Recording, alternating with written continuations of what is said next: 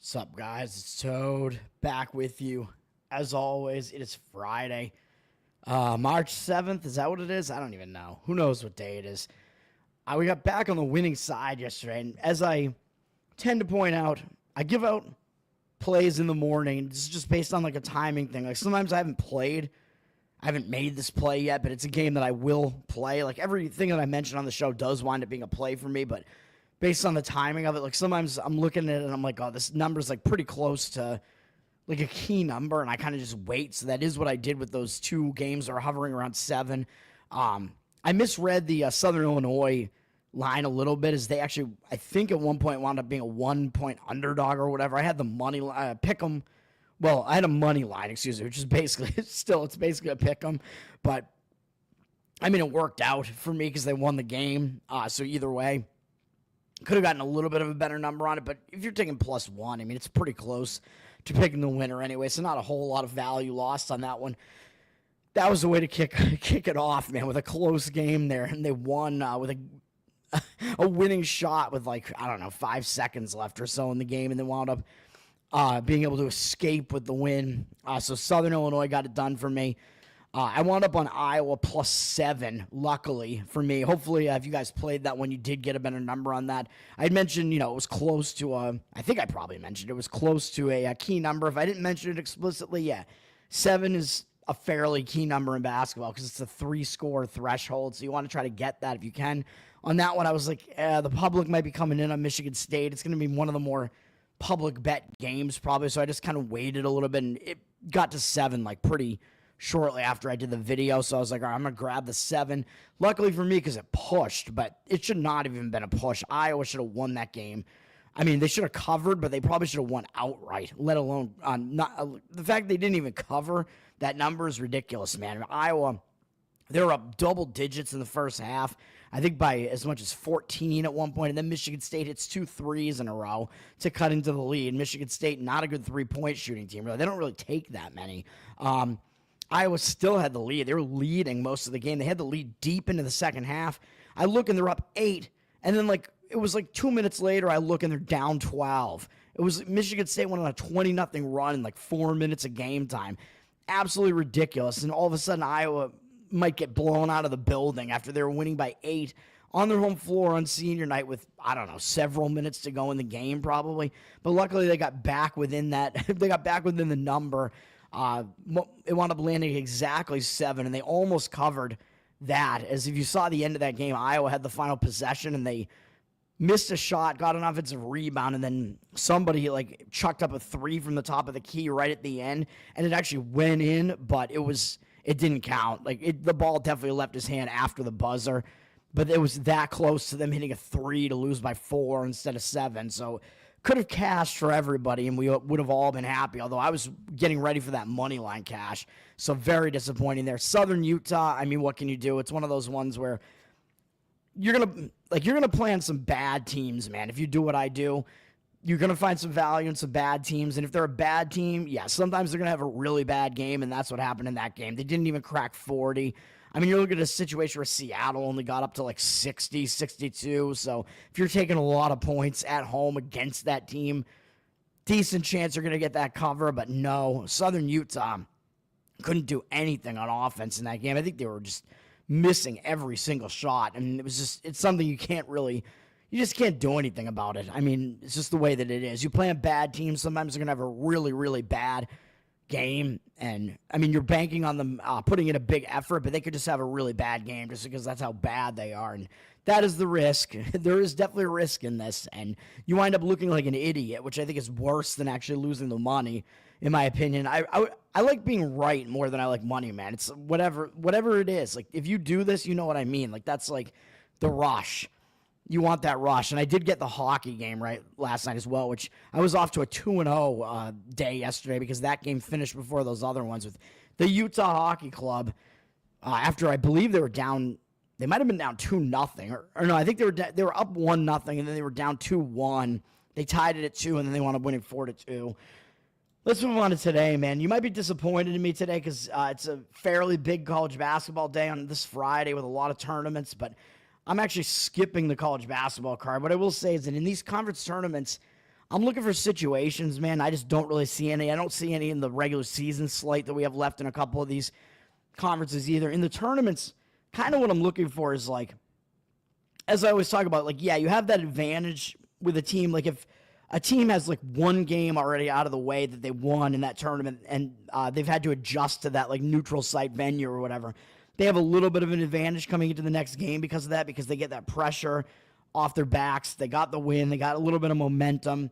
They're familiar with the venue. They can just start playing. The problem is in these conference tournaments, the way that they're set up is that team that does that in these opening rounds is usually a terrible team, and then usually they're up against a way better team in the next round. So it's like you don't really want to fade that like way better team, even though, yeah, you probably will be taking points, but you really got to like find the spots. And then the other spot that I kind of look for is if a team, especially if this team is the better team, if they finish the regular season on a really bad note, kind of like what I talk about with buys. Like if you have a team that's a pretty good team and they lost like their last 2 or 3 games to finish the regular season, haven't played since then, now they're playing in the conference tournament for the first time, they tend to do better because a lot of times maybe those like last regular season games they just didn't care about because they're already locked into their seed or whatever. Now they're in the conference tournament, they're going to turn it on again, and they're going to adjust some things with that time off. Versus if you have a team that's, especially if it's an inferior team that finished the season winning like 2 or 3 games in a row, you maybe can find some value going against that team, and having that a little bit of time off or having to, travel to go to this venue or whatever could kind of jar them out of that momentum. So you know what I mean? Starting the conference tournament can be like a momentum killer for good and for bad, if that makes sense. So I kind of look for that, but I just don't see any of that today, really. We've got a lot of conference tournaments going on. Of course, some more new ones are starting. Actually, most of the board is actually conference tournaments now. Not much regular season left. Missouri Valley continues. 1 p.m. Eastern is when this one starts. I think there's a noon game today as well. Southern Illinois, my guys from yesterday, but they're playing Drake, and Drake is up from 9 to 9 with Juice. Drake, obviously the better team, and Drake, they're used to being here. They won this thing last year. They have some of the same pieces, even though I know they lost their coach and best player from last year, but they're still really, really having a great season. I would not expect Drake to lose this game, obviously. Whether they'll cover, who knows? I mean, I'm not going to try to do anything with this game. The money looks like it is coming in on them a little bit. You got Illinois State against Belmont. Illinois State down from 1.5 to 1. I actually forget if Illinois State played already in this tournament or not. Very easy to lose track, man. In these conference tournaments here, Belmont, I believe, is one of the top 4 seeds, so they didn't. Illinois State beat Missouri State yesterday, I believe, in this tournament. So they're one of those teams that's kind of used to the venue, but they're actually down from 1.5 to 1. So some line movement going against these teams that played yesterday. That one I'm not so sure that I would disagree with Illinois State, though, because they're the lower seed. They played yesterday, so they got that adjustment period out of the way. They got to win that game. It was a nice, easy win over a bad Missouri State team. And now Belmont comes in, and Belmont's going to come in cold. And Belmont won their last regular season game at home in their senior day, beating me. That's why I remember it, against Murray State. So this game, a little bit of a misleading spread here with Illinois State being the lower seed, but they are the favorite. So I'm not sure that I would agree with that line move there, down from 1.5 to 1. I might look towards the Illinois State side a little bit for those reasons. And they have a slightly worse record than Belmont, but the odds makers are telling you this is a very close game, and Illinois State is actually maybe the better team slightly. Murray State and Bradley makes their first appearance. The teams listed as the home teams, these are all neutral site, of course. They're all playing in St. Louis, Missouri at Arch Madness. One game right after the other, man. If you get tickets to that, you get an entire day worth of games. You get to be there from basically noon all the way to Eastern. This is in Central Time where they play, but still, it's going to be like noon Eastern Time all the way to whatever, like midnight. So you get to be there for 12 hours, baby, if you get the full package, which I assume they sell tickets that way. Bradley is one of the top teams in the conference, of course, but they're only 4.5-point favorite against Murray State here, up from 3.5 to 4.5. Money has come in on Bradley, but Murray State, again, is a team that played yesterday and got a win. Another interesting scenario here, man, where, I mean, that might give Murray State a little bit of an edge because of that. Bradley, I think, has been a little bit of an overrated team this year, so I'm not sure that I agree with that line move, moving them up a little bit either. if I was going to play any of these games, I would probably lay the points with Northern Iowa. Valpo pulled off a nice upset yesterday. I had mentioned that game. I liked Valpo in the game yesterday, at least plus the 4.5, whatever it was, because they had, I believe they'd gotten blown out by, what was it, Illinois-Chicago, I think, or Illinois-Chicago had beaten them in the last regular season game. So it was like a quick revenge spot, quick zigzag where Valpo could have been the team that made the adjustments, and I think they did. That plus I thought Illinois-Chicago was overrated.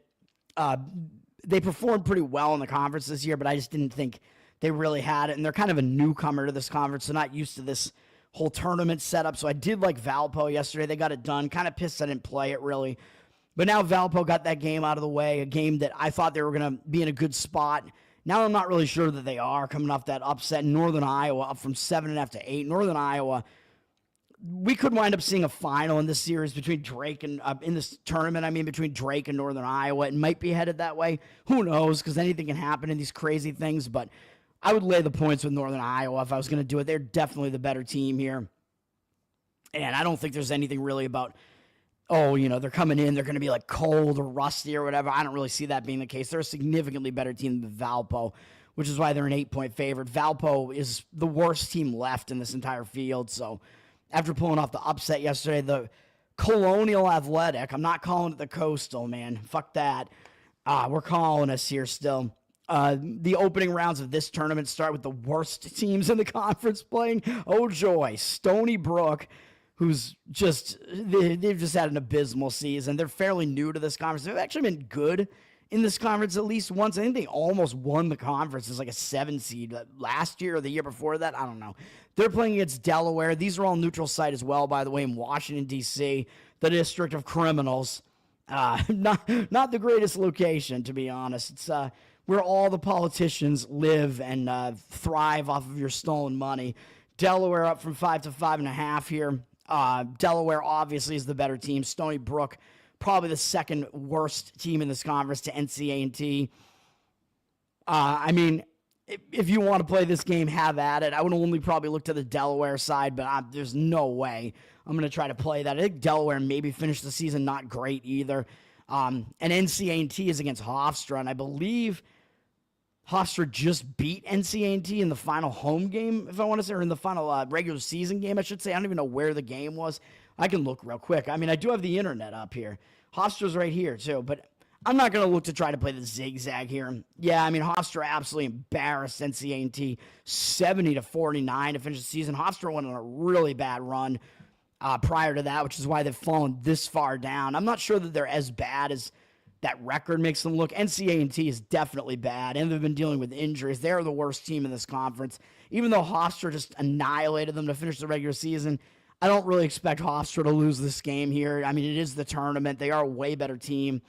Hofstra up from 7.5 to 8 with juice. You can make adjustments if you're NCA&T, but I don't really see that being enough in this case. So I probably would lean to Hofstra, but I'm not touching these, man. And then the SoCon, which this is going to be a good tournament, I think.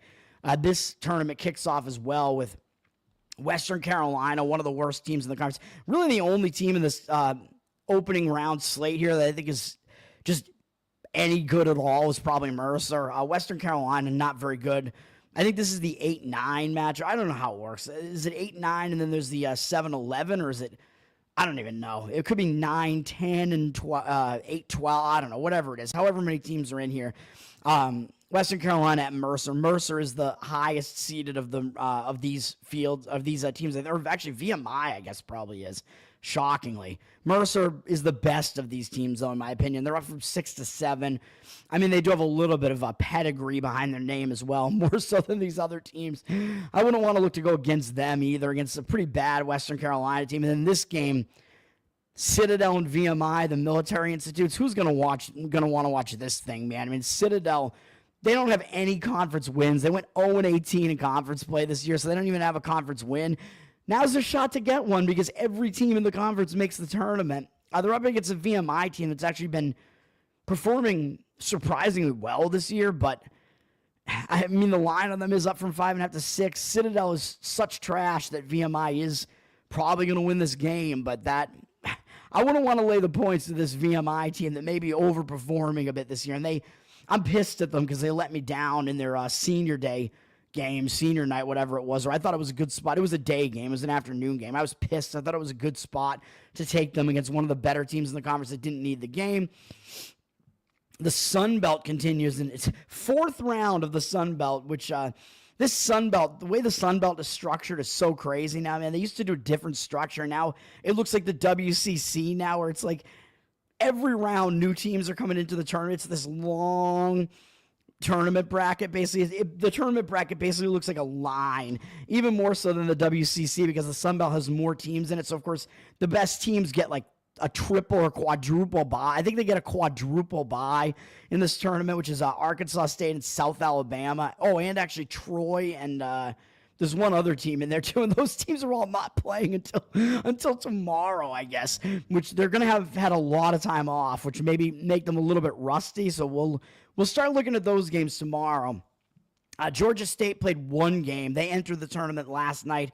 They beat Georgia Southern, who had played the night before that. I thought Georgia Southern was the way to look there. Georgia State actually pulled off the upset in that game, and now they got to face this Marshall team that's entering the tournament now, up from 5 to 5.5 with juice.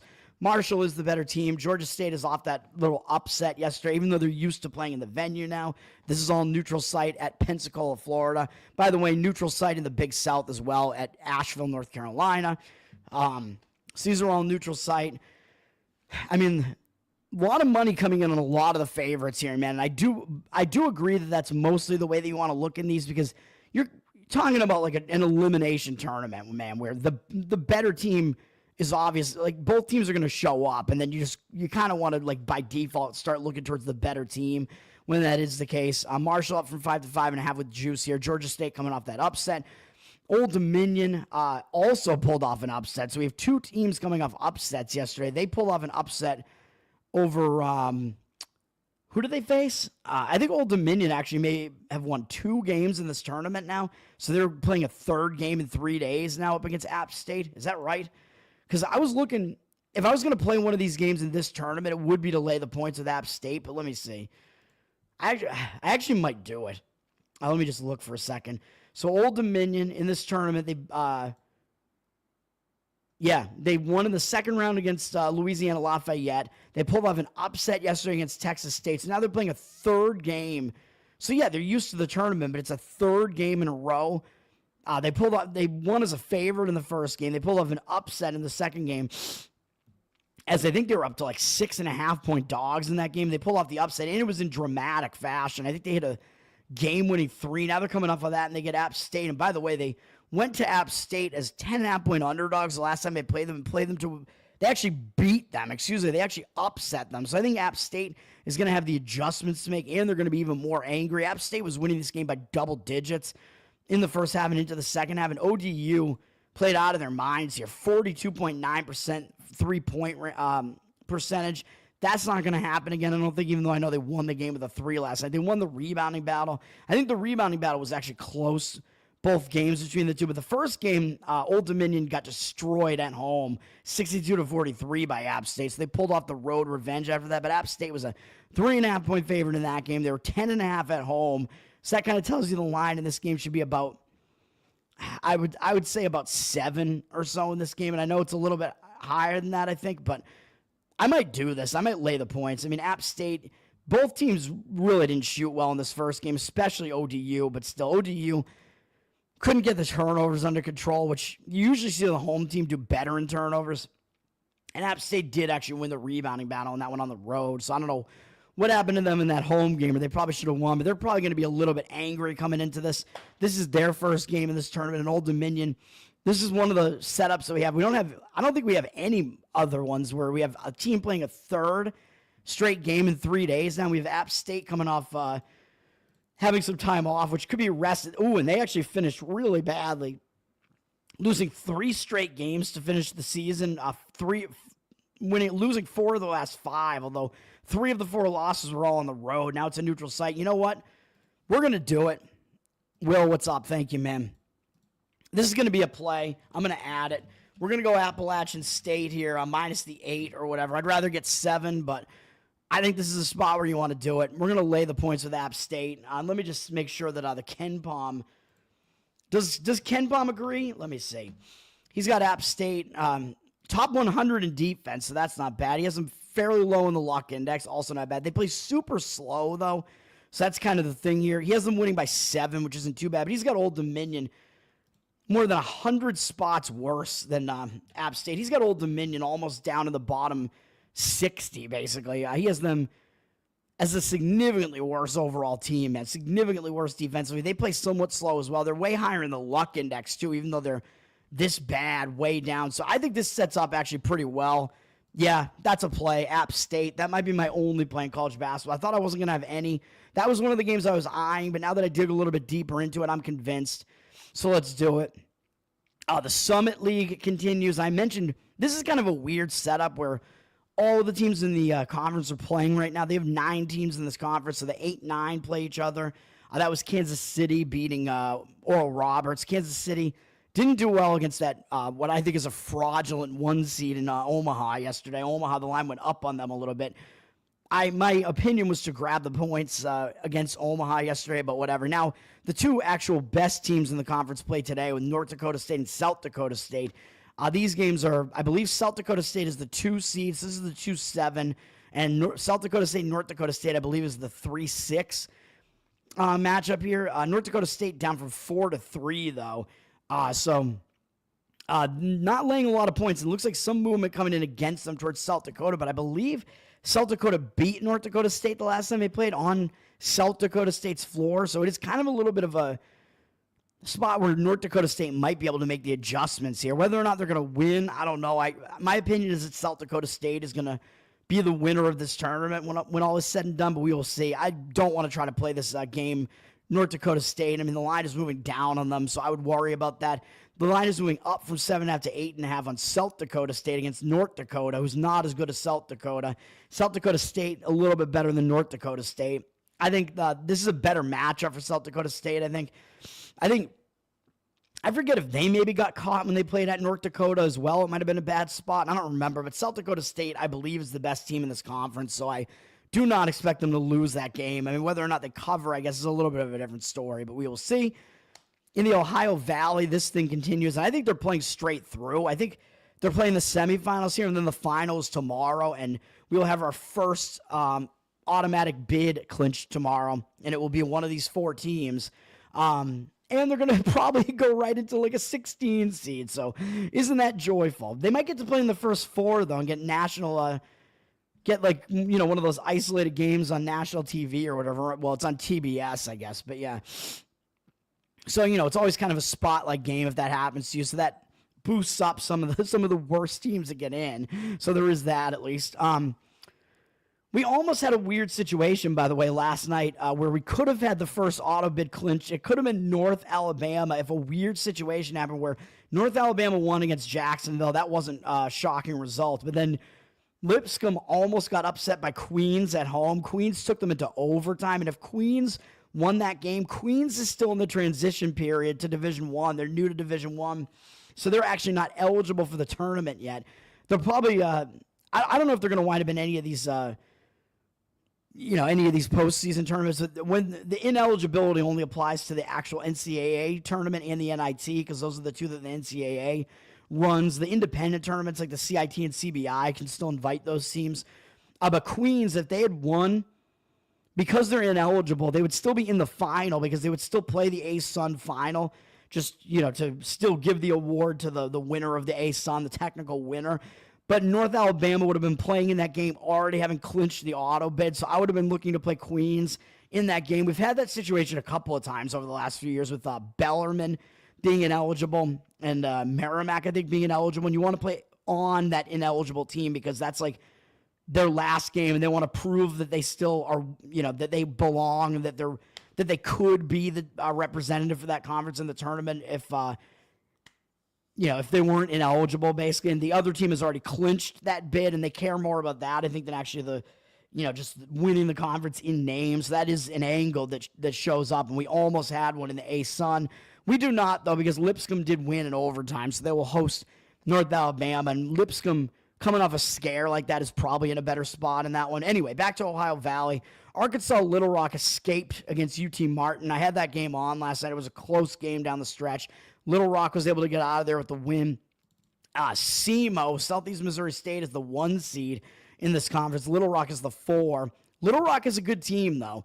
SEMO up from Pick'em to 1. Little Rock was like power rated as the best team in this conference for a decent stretch this season. I do have SEMO power rated the best right now, but anything could happen amongst these Final Four teams here, man. I mean, you see how close these lines are. SEMO up from Pick'em to 1. I mean, some money looks like it is coming in on them, but I don't know, man. I mean, Little Rock got that game out of the way. The last time they played, I believe they lost at home to SEMO. So I think each one of these teams, they went 1-1, and the road team won each regular season matchup. Something you don't see very often, but this is a neutral site game, of course. These games are at Evansville, Indiana. Neutral site in the Summit as well, by the way. I always forget to mention it. Sioux Falls, South Dakota. So that's what's going on in that game. Tough read. Tennessee State and SIU Edwardsville. SIU Edwardsville up from 1.5 to 2.5. They're probably, I would say, power rated maybe the 3rd best team in this conference. Tennessee State, a bit more of an underdog than Little Rock is. Tennessee State is the lesser of these remaining 4 teams. Tennessee State has played, I think, maybe 2 games now. This is one of the latest games on the slate, by the way. We're going late night here. Tennessee State, no, they beat Lindenwood, so they've played 1 conference game so far. So I think they're actually the 3 seed, I guess, even though I don't think they're as good as Little Rock. And Lindenwood somehow was right behind them. That's crazy.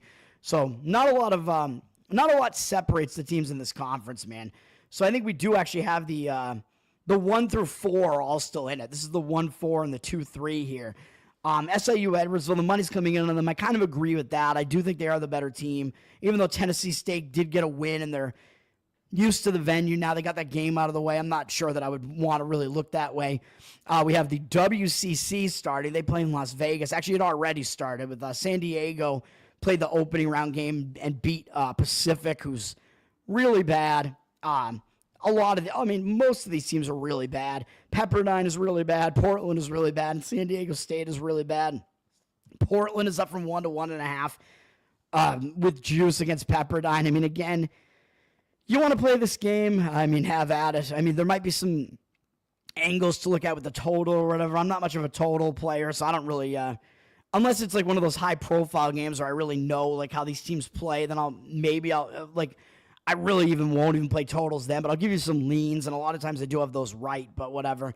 This is a degenerate special right here. Pepperdine and Portland, no way. And then San Diego against Loyola Marymount. Marymount is the first team to enter this tournament that I would consider to be a competitive team in this conference. They're way better than San Diego. Of course, they're an 8-point favorite.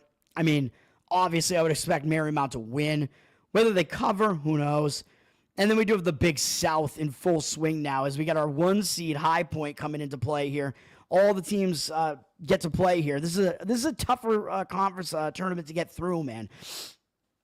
Because you get all the teams basically playing.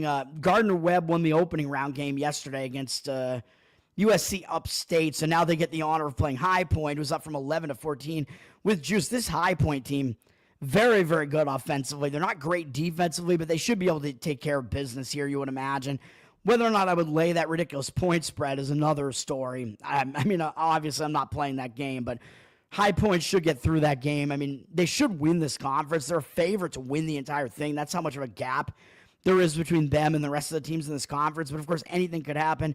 I want to see High Point get in, man. They've been the better team in this conference the last 2 seasons, and they didn't get in last year, so hopefully it happens. Radford up from 4 to 4 with juice against Presbyterian. I kind of agree with the Radford side. I think they lost to Presbyterian in the last... I could look, but I'm pretty sure they lost at Presbyterian or something. Maybe it was even at home the last time they played Presbyterian. Radford is the better team here, although Radford, Ken Pom does have them as being kind of an overrated team. But I do think it's kind of a spot where they are still the better team. Presbyterian's never really that good, although they're actually a little bit better this year than we're used to. But Radford is still the better team. I would kind of expect them to take care of business there. NC Asheville up from 5.5 to 6. They're the better team as well against Charleston Southern. Obviously, I would expect Asheville to win that one. And these are also neutral site, by the way, in Johnson City, Tennessee is where these games are being played. I thought sometimes this tournament they played in Asheville, but maybe I'm wrong.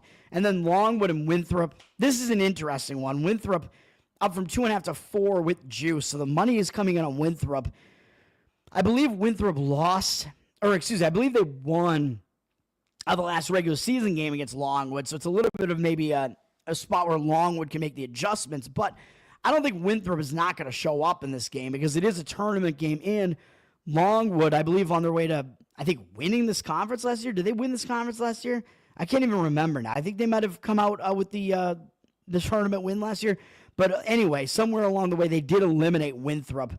I think in this same round of the tournament last year, they eliminated Winthrop. So Winthrop might have a little bit of revenge on their mind if they remember that from last year. And that's a little bit more of a revenge motivator than like anything like, oh, we lost to this team once during the season. Like if that was the team that eliminated you from the tournament last year, it's a little bit of a stronger revenge motive. So that's what we have going on there.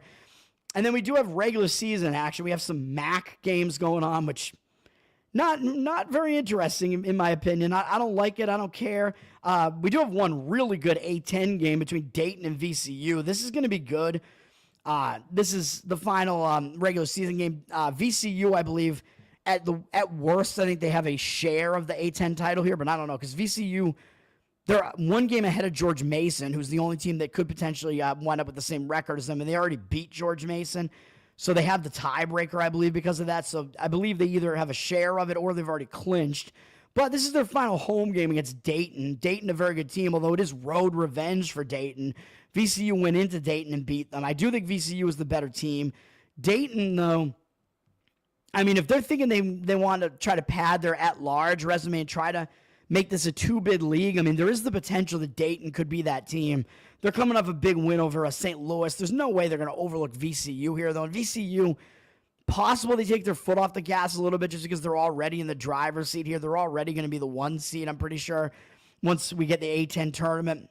Dayton is actually below George Mason, and I think Dayton is actually a better team than George Mason, as I've been talking about all year. VCU is down from 10 to 8.5 in this game. So the line looks like it is moving against VCU here. Whoops, I wanted to have that schedule back up. Oh, I lost it. All right, let's bring it back up here.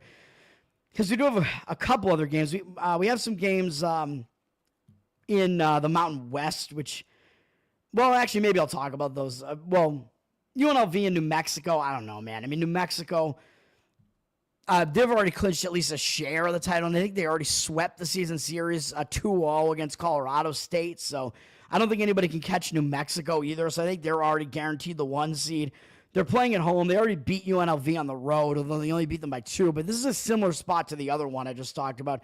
UNLV, though, coming off multiple huge wins in a row against Nevada, their big brother and in-state rival, and then San Diego State, who's like a staple of this conference. Now they have to go to the pit to New Mexico. Not an easy spot, really, for them having to play now a third straight big game. New Mexico's an 11-point favorite, but New Mexico, I mean, it's possible they don't totally show up for this game, but it's also senior night, and they also play really fast, and UNLV plays really slow, so that could be a little bit difficult.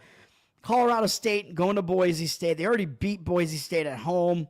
Colorado State coming off blowing out Utah State, but then they didn't suffer a letdown, and they blew out San Jose State as well, in what I thought was a sandwich spot, but that was their final home game. So now maybe it will be Boise State's turn. Boise State is in revenge, and Boise State is a bubble team right now, man. They're on a nice win streak. They've been hot right now. They've won 5 games in a row. They've won 9 of their last 10 games, some of them against good opponents, too, some of the top teams in the conference. Senior night for them here, and if they're looking to pad that resume, they got to get this win here, man, and it is revenge. So both teams, I think, will show up, and maybe there's a little bit of an extra motivator for Boise. They aren't laying points, though. Boise up from 4.5 to 5.5, so we'll see what happens in that game. Might slightly lean to Boise in that one, and then we got some American Athletic. I just don't really give a shit. And then there's one Big Ten game. Purdue is at Illinois. Man, Purdue, this is one of those games, man, where you have a ranked Purdue team and they're a road underdog against an unranked home favorite. So a lot of times, you know what I say. I like to look that way because the line just looks ridiculous. Like, what public bettor is going to come in and lay points with this Illinois team? It's really not looked good recently, even though they did get that win over Michigan. Everybody's shitting on Michigan, too, because, Michigan has won every game close, so they're not that good. Michigan still has a lot of pedigree, man, so that's what I will say. Once it gets to the tournament, they could be a little bit dangerous, even if they are a little bit overrated. Illinois, I think, is definitely underrated right now. They're up from 2.5 to 4 with juice. The public is not going to want to come in on them. Plus, they've seen how bad Illinois has been recently, and they know that Purdue is the better of the two teams. Purdue had a bit of a lull, but they've turned it around a bit too. Yeah, it looks way too easy to take Purdue, but this line has gotten out of control, in my opinion, man. Unless there are some injuries or something, I don't see it. KenPom has Purdue ranked as the slightly better team over Illinois, even though he does have Illinois being underranked for sure. But Purdue almost like basically appropriately ranked. Maybe a little bit underranked as well.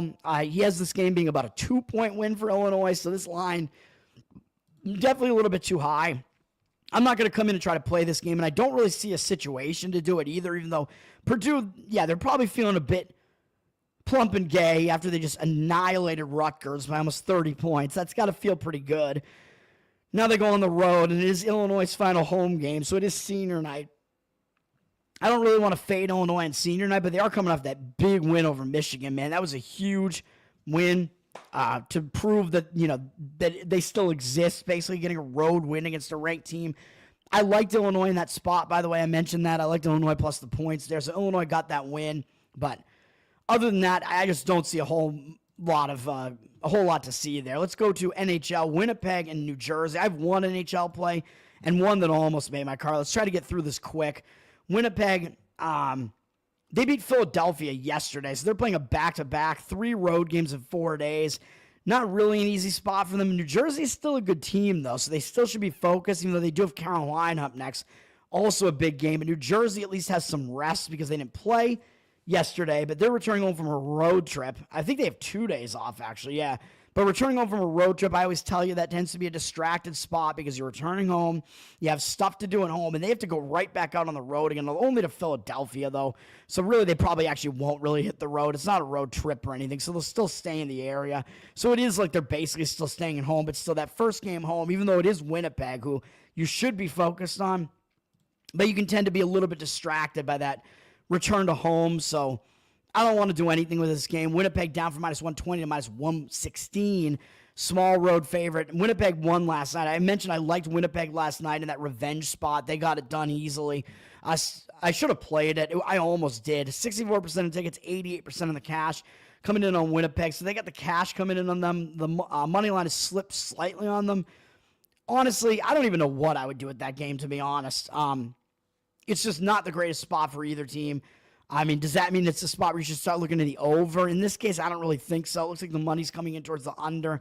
I wouldn't want to risk it. Detroit and Washington, big game. Detroit, you could say they're fighting for a playoff spot, but they're kind of reeling right now. They've lost 4 games in a row, all in regulation, including yesterday to Utah. And I was on Utah. I told you it was a sandwich spot after that close call against Carolina, and with Washington up next, which is also the start of a 2-game road trip. But it is a back-to-back with travel, so still not really the greatest spot for Detroit, even though when you start a road trip, you do tend to be focused, try to turn it around. They didn't play that well last night. Washington's coming off a decent win over the Rangers, who have started playing a lot better.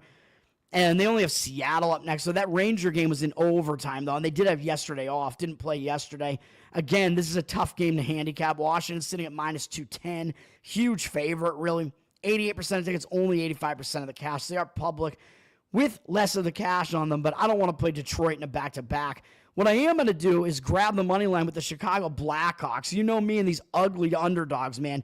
This is a fade of the team I was on last night, man. I'm going to be on a team one night, and then I'm just going to turn around and stab them in the back the next night, basically, and hope they don't stab me in the back. This is just the way handicapping works now, man, because now you have Utah coming off that road win at Detroit. Nice win, 4-2. Now they're on a back-to-back. Even though I know they're pretty well rested still because they had a lot of games off, a lot of days off before that Detroit game. Part of the reason why I played them yesterday, they were rested, but now it's a back-to-back. So they're either going to use Vejmelka again in a back-to-back, or they might use Ingram in this one. So they might switch to Ingram, who hasn't played for a while. So he might be a little bit rusty there in net. So you'll either get him or a tired Vejmelka. So the goalie situation doesn't look great for Utah in this one. And they got Toronto up next. And with your Utah, I mean, you're probably not going anywhere this season. You may very well overlook Chicago, especially in a back-to-back with a little bit of travel here. Detroit to Chicago, not long, obviously. Not a long trip, but still. Toronto up next and coming off a pretty big win over a playoff contender in Detroit.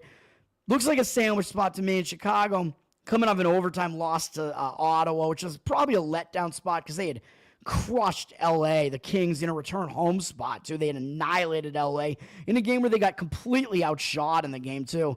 Didn't even play well. Knight was in net there. They brought Soderblom back for the Ottawa game. He's still their starter. And they lost that game. He'll probably be in net again. So even though Knight had a really good performance for his Blackhawks debut, I think he played just out of his mind in that game just because it was his debut and he wanted to prove something. I think Soderblom is still the better goaltender. He probably is going to play tonight, I would imagine, unless they're going to give Knight a shot. And I would worry about Knight being a bit of a letdown.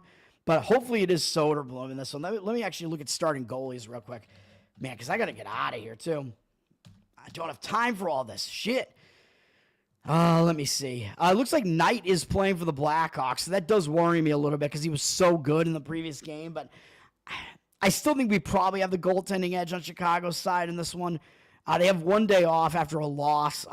After this, they go on a road trip, so they probably want to win the rubber match at home and actually win the homestand. Give me Chicago. Utah's down from minus 180 to minus 166, so some money coming in against them. 50% of tickets evenly split, 59% of the cash coming in on Chicago.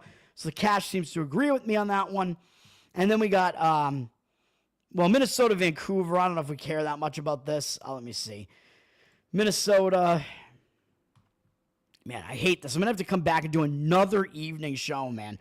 Minnesota, yeah, I mean, they just beat Seattle. That's kind of a whatever game. Now they're going to Vancouver. It looks like they have a pretty clean schedule coming into this. Vancouver just almost lost to Anaheim, though. So, well, not almost lost, really, but they had a fairly close game against them in a return home spot. So they're in a positive spot as well.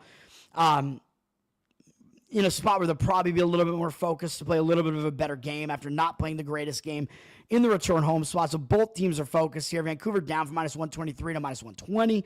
80% of tickets, 83% of the cash coming in on the Minnesota side. So they have the cash coming in on them. And then we have St. Louis and Anaheim. This is the game I almost lean to Anaheim, or I do lean to Anaheim. I almost played Anaheim in this game because St. Louis is coming off winning at LA in a shootout after playing at Dallas the game before that, although they lost that game. And they have LA again up next after Anaheim, even though they've beaten LA twice already. But in that other LA sandwich, they got killed by Dallas. Now they're in another LA sandwich. They're in like an LA like Big Mac here. I don't know what's going on here, man. This is insane. Where they play LA 3 times in a span of 5 games, and these last 2 both on the road. So I think they could definitely overlook Anaheim in this spot. They have LA again tomorrow. So this looks like a spot where you want to play Anaheim or pass the game. Anaheim did have that game where they played pretty well, though, against Vancouver, and they came up short. But and now they're returning home from beating Edmonton, which is, I thought they were in a bad spot coming off of that in a back-to-back. Now they're playing a third game in 4 days, all in different cities, and returning home after playing a superior team to them, fairly tough. So that's why I don't really want to quite do it on the Ducks, but I would lean to the Ducks side, although St. Louis is up from minus 135 to minus 147. 57% of the tickets on them, and 56% of the cash is coming in on Anaheim, though. Let's finish this off. Let's go to the NBA. Fuck it. I got 2 NBA plays. Most of these games are not even worth talking about, man. I mean, you have this dead Dallas team. I don't even care. Let's talk about my plays. Minnesota, minus 4.5. I don't like the spot that Miami is in. Simply, they just took Cleveland to the wire on the road. Huge performance out of Miami. Now they're returning home off of that. And this is a Miami team that, they've lost Jimmy Butler. I mean, they have Adebayo and Hero, but beyond that, not a whole lot of depth on this Miami team anymore. They haven't been playing that great, really. Now they're returning home off of that monster game where they almost were able to beat Cleveland. I just don't see them really having it in this game. Minnesota, I still think is a bit better than their record looks, and they're starting to turn it around as they've won 3 games in a row, although not really against great competition. But I think they're just kind of on a roll right now. I think they're just continuing, even though, I know they're playing a 3rd game in 4 days, 4th game in 6 days, all in different cities, so they're traveling all over the place, so it's a little bit difficult for them. But with a day off and having, these games haven't been that taxing on them, in my opinion, so I think it's a better spot for them. And that game against Charlotte was a nice, easy win. We're going to play the Minnesota T-Wolves here. The T-Wolves up from 4 to 5 with juice now. So this line keeps moving up, man. So if you want to play it, probably you got to get on it now. 67% of tickets, 81% of the cash coming in on Minnesota. So that's where the money is coming in on that one. Portland and Oklahoma City, I will say, this line just totally bizarre. It was going to be Oklahoma City minus 15.5, and now they're minus 3. 71% of tickets, 85% of the cash coming in on the Thunder.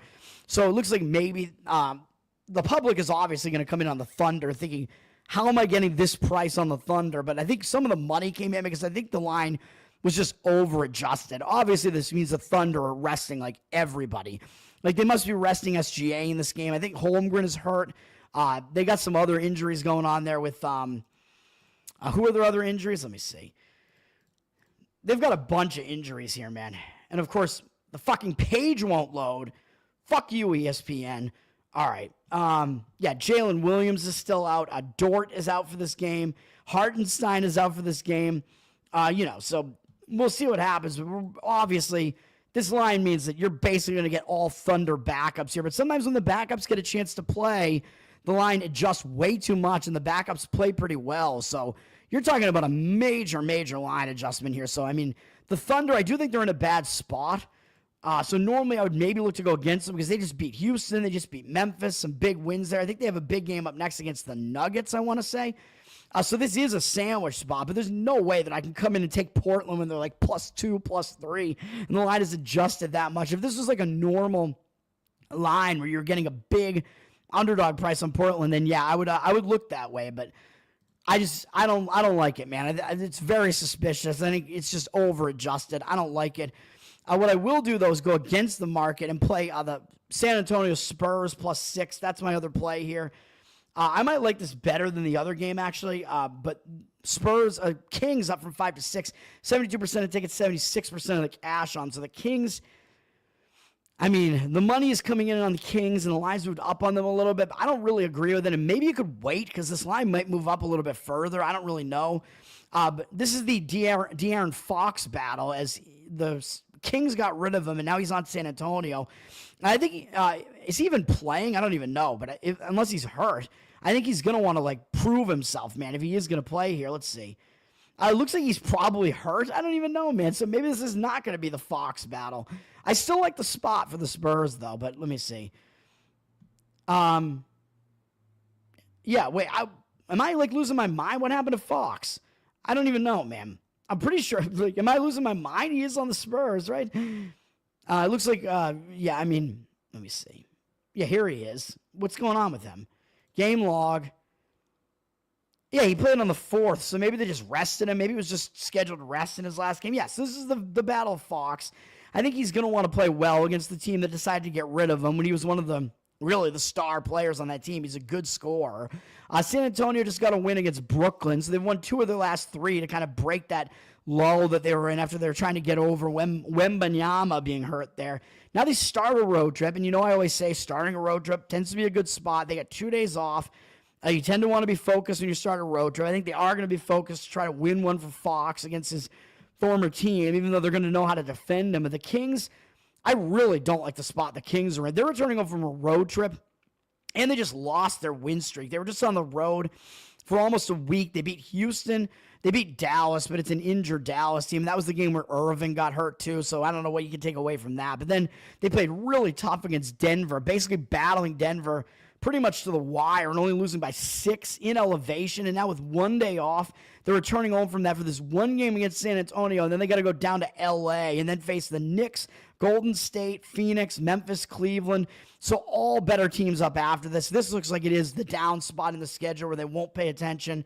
Again, returning home from a road trip is also a distraction, but could also be a hangover spot off of that loss to Denver. Tough game against a tough opponent that also broke that win streak that they had. So I really do not like it. I like San Antonio plus the points in that one, and that is what I'm going to do there. And then we do have, Phoenix is at Denver. I don't know, man. Denver, they're coming off that win against Sacramento, staying at home.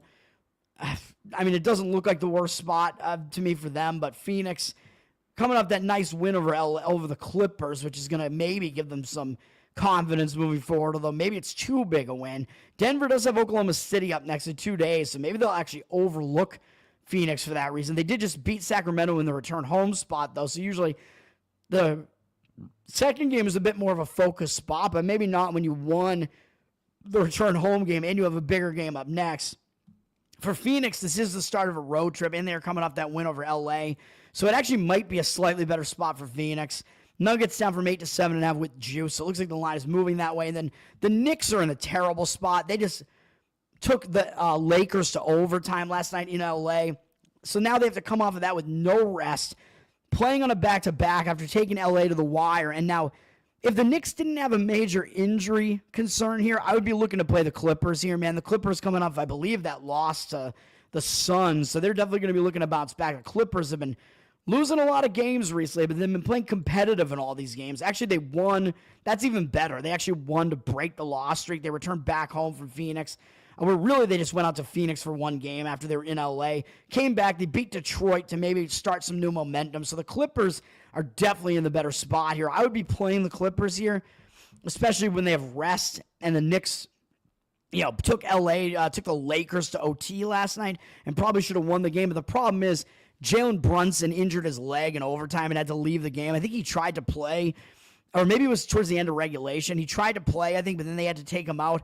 So this line looks like he's not playing. So that puts the Knicks in an injured player spot. So you have some conflicting factors now, and I just can't do it. Clippers up from 3.5 to 7.5 with juice. I can't do it at that number. If Brunson was going to still play and the Clippers are minus 3.5, I'd be looking to lay it with the Clippers. 67% of tickets, 59% of the cash on. So they are public with less of the cash on them. Again, that injury that gets thrown into the mix there, it's got to be what's going on here, why that line is as high as it is. So I'm not going to do it. I'll have those other two NBA plays, though, and that is going to do it for me. Let's go through it one more time here. Added the college basketball game, Appalachian State minus 8 in the Sun Belt tournament. Hockey, we got the Blackhawks plus 145, and in NBA, T-Wolves minus 4.5, San Antonio Spurs plus 6. That's going to do it. Tower Gang Tone on Twitter. Patreon.com/TowerGain to support the most offensive podcast out there, and you get a lot of extra content. You get the later half of the normal show. You get a free pre-show. The later half is kind of like the same thing that the Penthouse post show was for a while. And you get to hang out with us in a Telegram, man. And you get to submit to the mailbag, which we may or may not read. We did read a couple this week. So let's do it. Let's have a winning day. Andrew, what's up, man? No more Harpy training you. All right, that's good.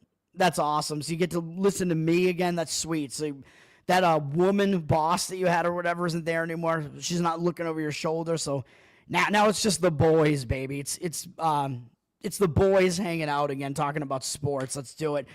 Thanks, Andrew. Thanks, Will, for hanging out. Let's have a good one, and I'll be back for Saturday college basketball, which will be a lesser slate now that we're into conference tournaments. So that'll do it for now. Peace.